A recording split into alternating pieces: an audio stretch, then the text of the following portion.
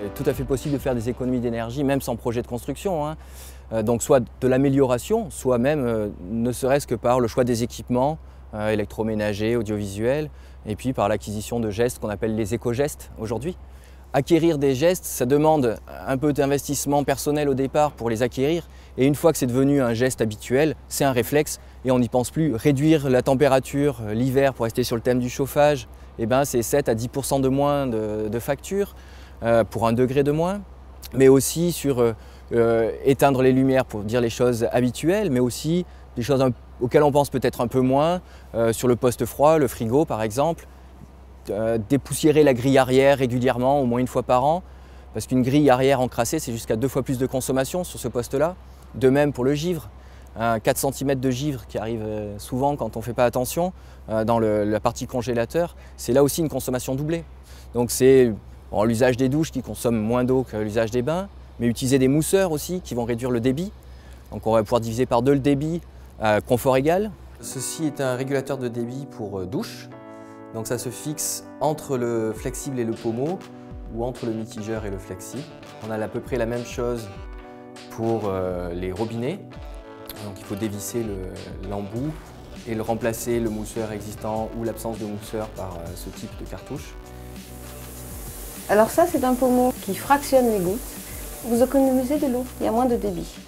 Et puis pour chauffer l'eau aussi, hein, en cuisine par exemple, pour faire bouillir l'eau des pâtes ou autre, utiliser un couvercle, c'est 10 fois moins d'énergie pour chauffer 1 litre d'eau plutôt que d'utiliser une casserole sans couvercle. Et ça va plus vite.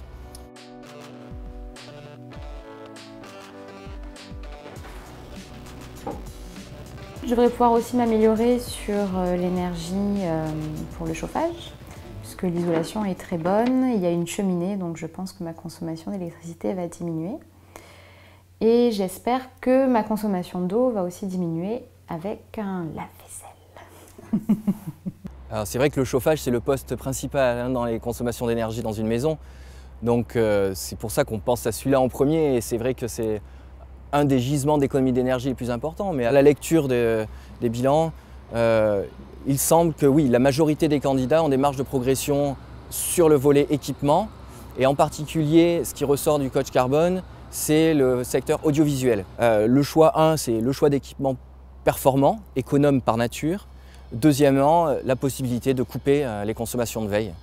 Si on prend l'exemple d'une télé, par exemple, en moyenne, on dit qu'en France, on regarde autour de 3 heures par jour.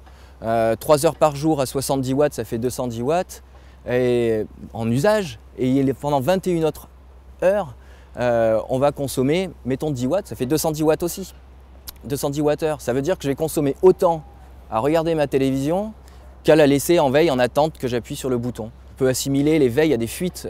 Une fuite d'eau, on va faire en sorte de la réparer. Et une veille, une fuite d'électricité, on a tendance à la laisser passer parce que c'est impalpable. Pour éviter de faire tout le tour de toutes vos prises de courant, il suffit de se munir d'une multiprise avec un interrupteur. Et avant de partir, hop, vous l'arrêtez.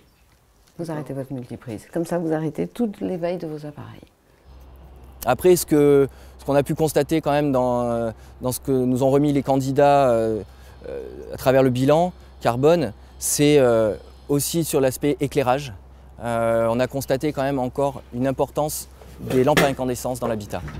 Et c'est vrai qu'une lampe à incandescence, 95% de son énergie passe en chaleur et non pas en lumière. Alors qu'aujourd'hui, il existe des ampoules basse consommation ou LED qui ont progressé en qualité lumineuse et qui consomment 5 à 10 fois moins. J'ai peur en fait que les gens ont une peur en fait à la base de perdre dans leur confort et qui ne vont pas chercher à changer leur routine. Alors que parfois ça ne demande pas grand-chose. C'est pas pour régresser plus tard, c'est au contraire pour essayer de maintenir notre confort de vie le plus longtemps possible avec les biens qu'on a à disposition. La planète n'est pas extensible et on peut faire chacun à notre niveau un effort pour durer le plus longtemps possible.